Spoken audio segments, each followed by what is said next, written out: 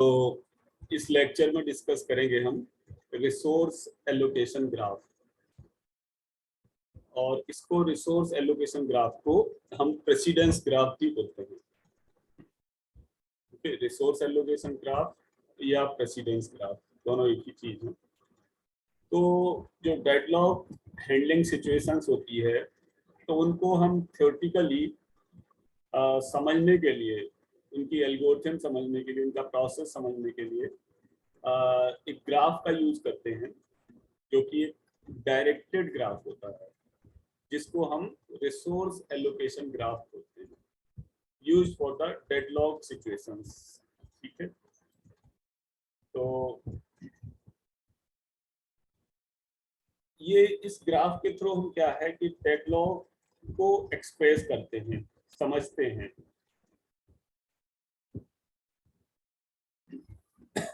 तो जैसा कि इसमें सेकेंड पॉइंट में लिखा है कि इस जो ग्राफ के वर्टिसेस हैं वो हमारे बिफोर आफ्टर रिलेशनशिप को शो करते हैं प्रोसेस के बीच में। तो अभी हम इसको समझेंगे कि बिफोर आफ्टर रिलेशनशिप क्या है। बिफोर आफ्टर से मीनिंग ये है कि प्रोसेस रिसोर्स के लिए वेट कर रहा है कि रिसोर्स प्रोसेस को एलोकेटेड है। ठीक है, तो इसको हम अभी समझेंगे। तो प्रेसिडेंस ग्राफ बेसिकली है क्या कि ग्राफ की जो डेफिनेशन है, ग्राफ की जो डेफिनेशन होती है वो ये होती है कि ग्राफ हमारा सेट होता है ये वर्टिसेस और एजेस का सेट ऑफ। ग्राफ के दो पार्ट्स होते हैं, set of vertices and set of edges. तो अब ये जो है वर्टिसेस एंड एजेस, ये एक तरह से हम दो पार्ट में डिवाइड कर सकते हैं। जो हमारा रिसोर्स एलोकेशन ग्राफ है या प्रेसिडेंस ग्राफ है, this is used for the process and resources. तो एक सेट P होगा जो प्रोसेसेस का सेट होगा। P is the set of different processes starting from P1 to Pn।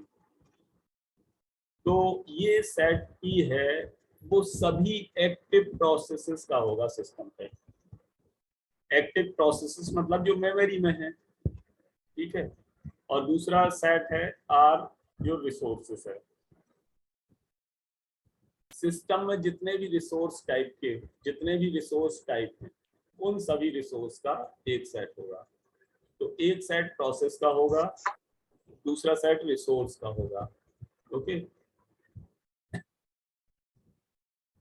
अब जो भी रिसोर्स है, जो भी टाइप का रिसोर्स है, तो वो एक या एक से ज्यादा हो सकता है, उसकी कोई दिक्कत नहीं है।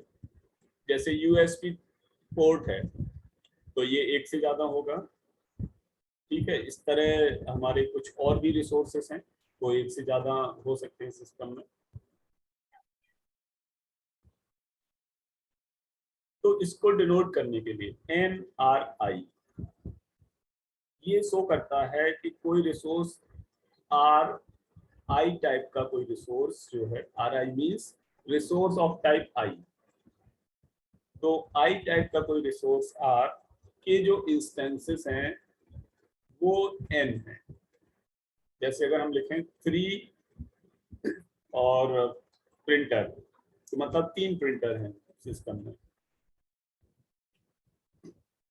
ओके, तो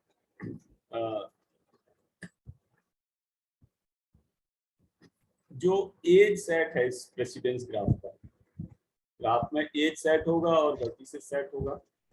तो जो एज सेट है ग्राफ में वो दो टाइप का होता है इस ग्राफ के लिए, प्रेसिडेंस ग्राफ के लिए।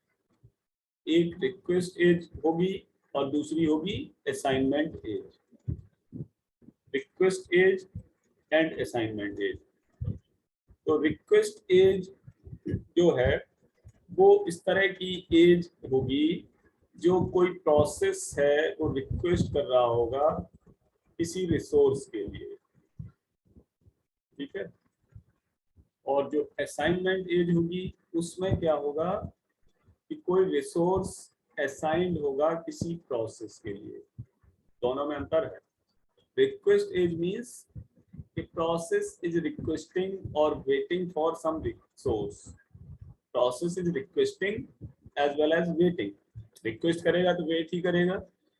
और assigned age means कि कोई resource किसी प्रोसेस को assigned है, allocated है. Okay. तो रिक्वेस्ट एज जैसे मैंने बताया कि रिक्वेस्ट एज हमारी एक डायरेक्टेड एज होगी, PI to RJ, मीनिंग कोई रिसोर्स PI है, सॉरी कोई प्रोसेस PI है, वो किसी एक इंस्टेंस के लिए, रिसोर्स RJ के किसी एक इंस्टेंस के लिए रिक्वेस्ट कर रहा है. Process PI is requesting for the resource RJ, यानी ith प्रोसेस या PI प्रोसेस jth टाइप के रिसोर्स को रिक्वेस्ट कर रहा है और वेट कर रहा है. जब जैसे अपन ने हम लोगों ने पढ़ा था कि डेडलॉक में प्रीवियस लेक्चर मैंने उसमें बताया था कि जो डेडलॉक की मतलब प्रोसेस की रिक्वेस्ट प्रोसेसिंग होती है वो क्या होती है कि रिक्वेस्ट, यूज एंड रिलीज. पहले कोई प्रोसेस रिसोर्स के लिए रिक्वेस्ट करता है ऑपरेटिंग सिस्टम से और वेट करता है. जब उसको रिसोर्स मिल जाता है तो प्रोसेस वो रिसोर्स यूज करता है. और तीसरा है रिलीज. जब प्रोसेस फिनिश हो जाता है, अपना एग्जीक्यूशन फिनिश कर लेता है, तो उस रिसोर्स को रिलीज करता है. तो रिलीज करता है तो ऑपरेटिंग सिस्टम की काउंटिंग में फिर वो अवेलेबल रिसोर्सेस में काउंट हो जाता है. ठीक है. अब दूसरा है असाइनमेंट एज.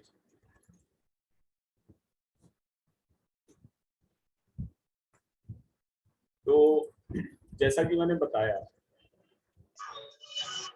कि जो असाइनमेंट एज है ये भी एक डायरेक्टेड एज है. ठीक है.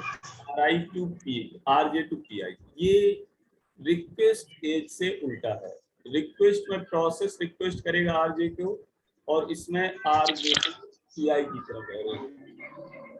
मींस ये रिस्पांस है वो PI को एलोकेटेड है. प्रोसेस PI को एलोकेटेड है, उसके पास है, उसको अवेलेबल है.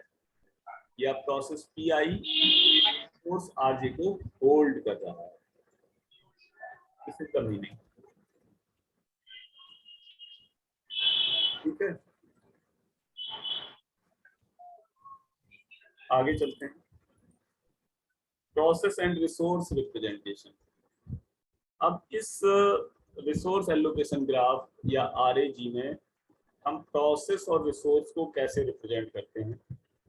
तो जो रिसोर्स है हमारा वो तो एक बॉक्स में रिप्रेजेंट होता है, मतलब चौकोर, वर्गाकार या फिर आयताकार यानी रेक्टेंगुलर और स्क्वायर शेप में शो करते हैं हम रिसोर्स को. और प्रोसेस को शो करते हैं सर्किल से.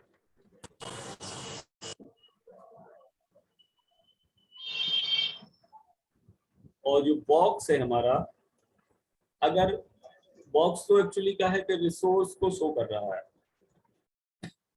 अब हो सकता है कि उस रिसोर्स के इंस्टेंसेस एक से ज्यादा हो तो हम डॉट पुट कर देते हैं. जैसे नेक्स्ट स्लाइड में देखते हैं, फिर वापस इसी पे आएंगे. ये है. तो ये 4 प्रोसेस हैं और by the way 4 he resources हैं. लेकिन इसका ये मतलब नहीं है कि सिस्टम में जितने प्रोसेस होंगे उतने ही रिसोर्सेस होंगे. They will be different. But यहाँ just a coincidence कि I have represented 4 processes and 4 resources. Okay. तो P1 से लेके P4 तक 4 resources हैं और ये बॉक्सेस में हम ये प्रोसेस हैं, 4 प्रोसेसेस और बॉक्सेस में हम रिप्रेजेंट कर रहे हैं रिसोर्सेस. तो R1 के साथ 1 डॉट है, R2 के साथ 2 डॉट है. मीनिंग कि R1 टाइप का एक रिसोर्स है सिस्टम पे और R2 टाइप के 2 रिसोर्स हैं.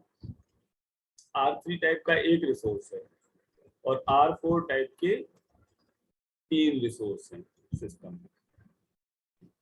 तो फिर पीछे बैक स्लाइड पे चलते हैं। Arrow go from processes to resource boxes if the process is waiting for the resource. ये है जैसे अब असाइंड एज और रिक्वेस्टेड एज, जो अभी हमने रिसेंटली पढ़ा। रिक्वेस्टेड एज मींस कि प्रोसेस रिसोर्स से रिक्वेस्ट करेगा, तो ये जो एज आ रही है P1 से R1 की तरफ, ये है request edge. P1 is requesting to operating system for resource R1. This is the meaning. Okay, somebody has raised your hand. So do you want to ask something? ये technical hub कौन है? What's your name? Jaiprakash. Want to ask something?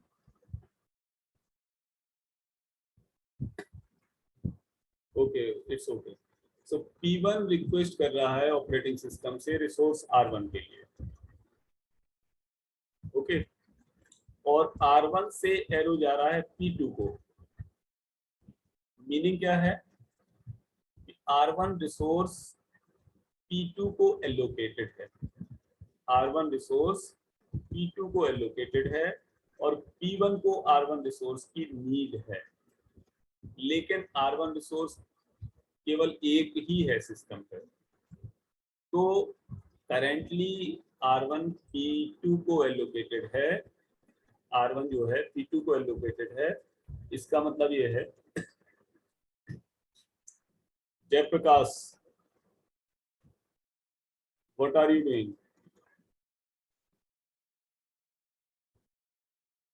R1 resource P2 को allocated है, तो जब तक P2 इसको free नहीं करेगा ये P1 को अवेलेबल नहीं होगा। सिमिलरली R2 रिसोर्स पे आते हैं, तो R2 रिसोर्स दो हैं, तो एक तो ये P1 को एलोकेटेड है R2 और दूसरा P2 को एलोकेटेड है। तो अगर कोई और प्रोसेस R2 के लिए डिमांड करेगा तो R2 will not be available जब तक कि P1 या P2 में से एक कोई फिनिश नहीं हो जाता। ओके, P1 या P2 में से कोई एक कंप्लीट नहीं हो जाता तब तक R2 अवेलेबल नहीं होगा, क्योंकि R2 के दो इंस्टेंस हैं, दो रिसोर्स हैं R2 टाइप के, एक P1 को एलोकेटेड है, एक P2 को एलोकेटेड है। R1 एक है जो कि P2 को एलोकेटेड है और P1 उसको रिक्वेस्ट कर रहा है। इसी तरह R2, हाँ अब आते हैं R3 पर। तो R3 क्या है? P3 को एलोकेटेड है और P2 उसको डिमांड कर रहा है R3 के लिए। इसी तरह R4 है कि P4 को ये एलोकेटेड भी है और P4 इसको डिमांड भी कर रहा है। मतलब इस P4 प्रोसेस को R4 टाइप के दो रिसोर्स की रिक्वायरमेंट है, एक तो इसको एलोकेटेड है और एक और इसको चाहिए। तो इन सिचुएशंस को हम बाद में देखेंगे कि एलोकेशन और प्रोवाइडिंग रिसोर्स ये how it will be done. पहले हम ये टर्मिनोलॉजी समझ लें कैटलॉग के लिए कि तो ये हो गया हमारा प्रोसेस रिप्रेजेंटेशन। रिक्वेस्ट एज समझ में आ गई, एलोकेशन एज समझ में आ गई, ओके, इंस्टेंस टाइप समझ में आ गए। अब आगे चलते हैं। तो अब इस ग्राफ में जो हमने पिछले डायग्राम में देखा है, ये 23.1 जो हमने देखा है, इसमें अगर हम एज का सेट निकालें तो एज का सेट इस तरह आएगा कि P1 से एरो जा रहा है R1 की तरफ, तुम फिगर में देख सकते हो। P1 से R1 की तरफ एक एज ये होगी, दूसरी ये P2 से R3 की तरफ है, ठीक है, R1 से P2 की तरफ है ये। तो जो जो एरो जैसे दिख रहे हैं हम उसी वे में उनको यहाँ रिप्रेजेंट कर देते हैं। एरो जिस जिस वे में दिख रहे हैं, तो जो प्रोसेस से रिसोर्स की तरफ एरो है वो है हमारी रिक्वेस्ट एज, और जो रिसोर्स से प्रोसेस की तरफ है वो है रिलीज, सॉरी ये हो गई रिक्वेस्ट एज और वो हो गई एलोकेशन एज। ठीक है, resource is allocated to process, तो ये हो गया एज सेट।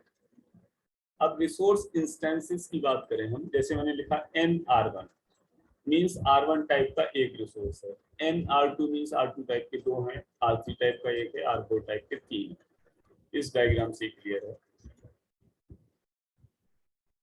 ठीक,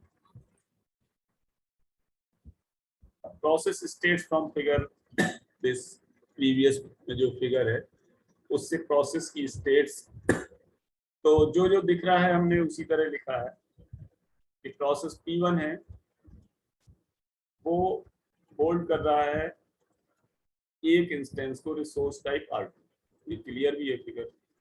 P1 होल्ड कर रहा है R2 रिसोर्स के एक इंस्टेंस को और P2 होल्ड कर रहा है R2 के एक इंस्टेंस को, तो वही चीज लिखी है।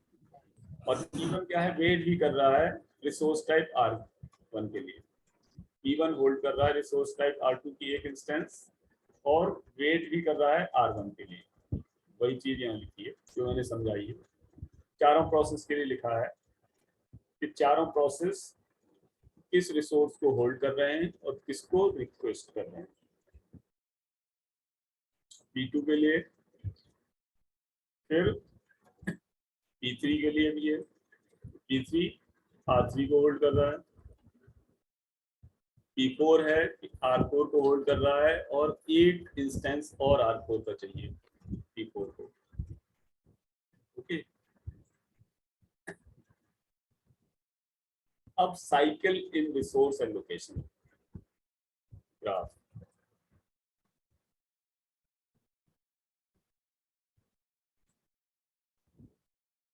रिसोर्स एलोकेशन ग्राफ में अगर कोई साइकिल मिलती है, ग्राफ है तो ऑब्वियसली इस साइकिल में भी देयर। ओके, तो अगर कोई साइकिल नहीं है रिसोर्स एलोकेशन ग्राफ, इसको शॉर्ट में लिख देता हूँ RAG। तो अगर RAG में कोई साइकिल नहीं है, इसका मतलब ये है कि सिस्टम में कोई डेडलॉक अकर नहीं करेगा। इस बात की गारंटी है कि अगर साइकिल नहीं है, साइकिल मतलब क्लोज लूप, बंद मैश। ठीक है, मैं दिखाता हूँ साइकिल, जैसे ये है, इसमें दो साइकिल है, एक ये क्लोज लूप है और एक ये।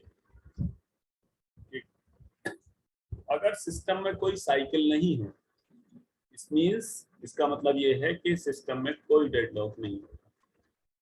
अगर साइकिल है, अगर सिस्टम में साइकिल अगर हो रही है प्रोसेस और रिसोर्स के बीच, उसका मीनिंग ये है कि वहां पर डेडलॉक हो भी सकता है और नहीं भी हो सकता है। दोनों सिचुएशन, डेडलॉक हो भी सकता है और नहीं भी हो सकता है। ये इस बात पे डिपेंड करता है कि रिसोर्स रिलीज और रिक्वेस्ट किस ऑर्डर में हो रहे हैं और कौन से रिसोर्स के कितने इंस्टेंसेस हैं। ठीक है, तो इसका मतलब ये है कि अगर मल्टीपल इंस्टेंसेस हैं किसी रिसोर्स के तो डेडलॉक नहीं अकर करेगा, लेकिन अगर एक एक इंस्टेंस है तो डेडलॉक में अकर। इसको हम समझते हैं, जैसे ये प्रोसेस है, इसमें क्या है कि डेडलॉक है। इसमें 4 रिसोर्सेस हैं इस सिचुएशन में और 3 प्रोसेस हैं P1 P2 P3। तो तुम ये देख सकते हो कि कोई भी प्रोसेस कंप्लीट हो सकता है क्या, डेडलॉक कब अकर करेगा, जब प्रोसेस हमारे आगे बढ़ते रहेंगे, कंप्लीट होते रहेंगे। लेकिन मैं इसमें समझाता हूँ तुम्हें, जैसे P1 है तो P1 को क्या है कि एक R2 टाइप का रिसोर्स एलोकेटेड है P1 को और P1 R1 के लिए डिमांड कर रहा है। R1 P2 के पास है। ठीक है, तो P1 तो तभी आगे बढ़ेगा ना जब इसको R1 मिल जाएगा। P1 के पास R2 है और P1 को आगे बढ़ने के लिए, प्रोसेस होने के लिए R1 की रिक्वायरमेंट है और R1 एक ही है और वो R1 P2 के पास है। तो जब तक ये P2 रिलीज नहीं करेगा R1 को, तब तक P1 नहीं चलेगा। अब P1 के पास सिचुएशन P2 को देखते हैं। P2 को R2 टाइप का एक रिसोर्स एलोकेटेड, R2 टाइप के दो रिसोर्स हैं, R2 टाइप के दो रिसोर्स हैं।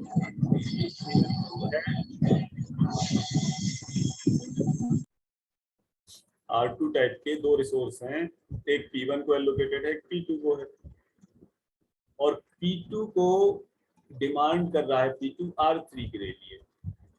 तो P2 तब तक नहीं प्रोसेस होगा जब तक इसको R3 नहीं मिल जाएगा। और R3 है P3 के पास, ये देखो R3 is along with the P3, ठीक है। R3 P3 के पास है और P3 को चाहिए R2। अब R2 देखो कि दो हैं, एक P1 के पास है, एक P2 के पास है। R2 दो हैं, एक P1 के पास है, एक P2 के पास है। तो P1 और P2 तो प्रोसीड नहीं हो सकते।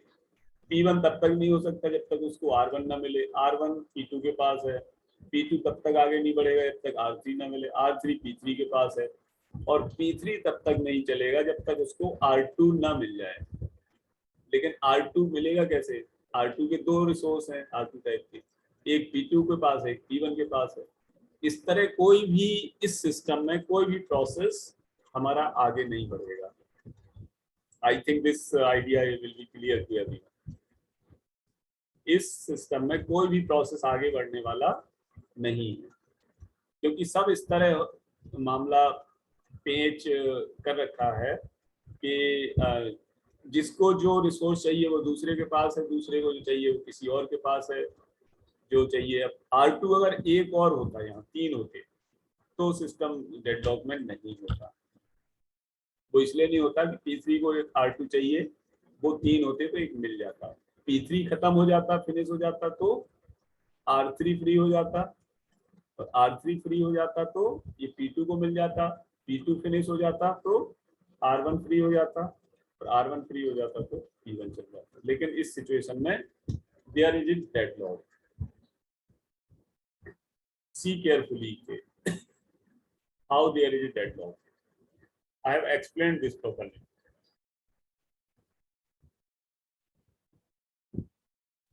Okay.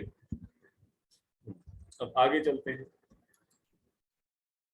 Graph with A cycle. मैंने अभी रिसेंटली बताया था कि अगर ग्राफ में साइकिल है तो सिस्टम हमारा डेडलॉक में हो सकता है या नहीं हो सकता। पिछला हमने एग्जांपल देखा, इसमें क्या था कि डेडलॉक है, साइकिल है तो डेडलॉक है, लेकिन कोई जरूरी नहीं कि साइकिल होने पर डेडलॉक हो।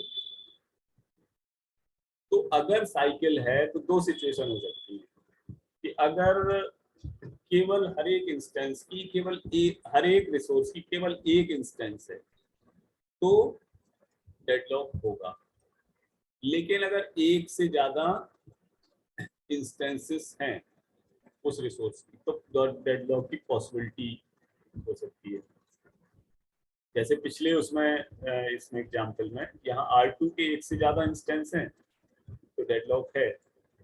अगर एक होता तो डेफिनेटली डेडलॉक होता, लेकिन अगर एक से ज्यादा है, अब एक से ज्यादा में ये कोई मतलब ये नहीं डेफिनेट है कि दो होंगे कि तीन होंगे। अगर यही R2 टाइप के तीन रिसोर्स होते तो कोई डेडलॉक ना होता इसमें, ठीक है। तो अगर एक इंस्टेंस है तो डेडलॉक होगा ही होगा लूप होने के केस में, लेकिन अगर एक से ज्यादा है तो डेडलॉक नहीं भी हो सकता। तो आगे हम एक एग्जांपल और देखते हैं लास्ट स्लाइड में कि इसमें क्या है कि डेडलॉक नहीं है जबकि साइकिल है। ये साइकिल है बट डेडलॉक नहीं। तो let me explain this, why deadlock is not. तो अब देखो P1 से शुरू करते हैं। P1 को R2 टाइप का रिसोर्स एलोकेटेड है और P1 को आगे बढ़ने के लिए R1 की रिक्वायरमेंट है, ठीक है। P1 को आगे बढ़ने के लिए R1 की रिक्वायरमेंट है। तो R1 दो है रिसोर्स, एक P2 के पास है, एक P3 के पास है। तो अब अगर हम देखें तो R1 P2 के पास है और P2 अगर फिनिश हो जाएगा, P2 को अब रन करने के लिए किसी एक्स्ट्रा रिसोर्स की रिक्वायरमेंट नहीं दिख रही है डायग्राम से। तो P2 तो रिसोर्स R1 एलोकेटेड है और P2 जैसे ही फिनिश होगा हमारा, तो क्या होगा कि ये जो है ये एज हमारी खत्म हो जाएगी। ठीक है, जैसे मैं इस डायग्राम में कोशिश करता हूं कि अगर ये शायद टूल्स से देखता हूं।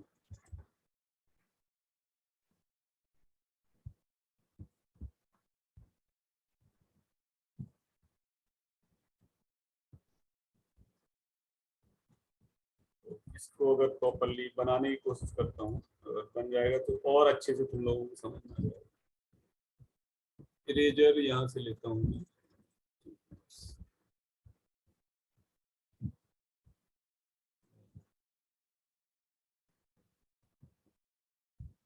इरेजर इसमें होता है पिक्चर टूल्स में,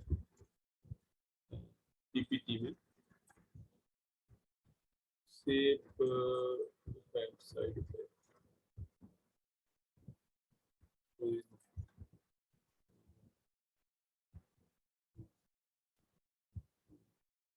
इसमें वो इरेजर नहीं है शायद, shape fill, shape outline, shape back.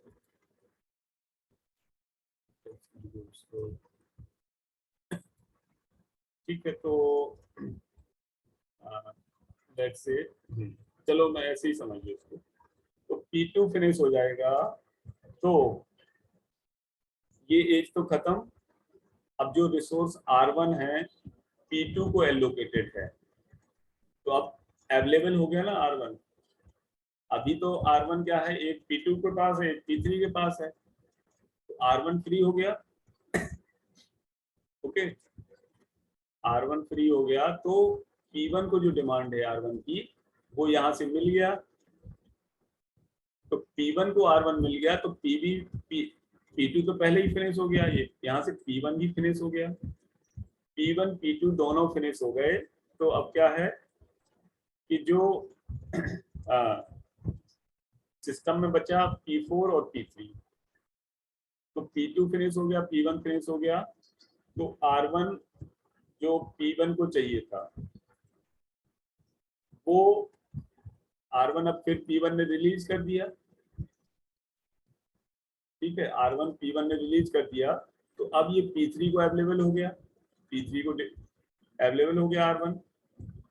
Okay, और P1 के फिनिश होते ही R2 भी फ्री हो गया, P1 के फिनिश होते ही R2 ही फ्री हो गया। तो P3 को, हाँ ये R1 तो एलोकेटेड है ही P3 को, इसको R2 चाहिए और R2 एक P4 को एलोकेटेड है, एक P1 को एलोकेटेड है R4। तो जो P1 फिनिश हो जाएगा तो R2 P1 फिनिश हो जाएगा तो R2 यहाँ से फ्री हो जाएगा, R2 P3 को मिल जाएगा, ये फिनिश हो जाएगा। तो हमने जो ऑर्डर निकाला P2 P1 P3 P4, दूसरा ऑर्डर भी हो सकता है ये इसमें कि P4 को कोई एक्स्ट्रा रिसोर्स नहीं चाहिए और P4 यहाँ से हमारा प्रोसेस फिनिश हो जाएगा P4 को, तो R2 एक एक्स्ट्रा अवेलेबल हो गया। R2 अभी क्या है, एक तो P1 के पास है एलोकेटेड है R2, दूसरा P3 को चाहिए R2। तो P4 के फिनिश होते ही P3 को R2 मिल गया। अब P3 को R2 मिल गया तो क्या है कि P3 को R1 तो पहले ही एलोकेटेड है, P3 रन करने लगेगा और P3 के फिनिश होते ही R2 यहाँ से फ्री हो गया और दूसरा ये जो R1 एलोकेटेड था P3 को वो भी फ्री हो गया। उसके बाद ये P2 फिनिश हो जाएगा और P1 फिनिश हो जाएगा। तो by this we have completed the lecture for resource allocation graph. Okay, तो अब मैं क्या है इसको ये रिकॉर्डिंग को स्टॉप कर देता हूँ, ठीक है।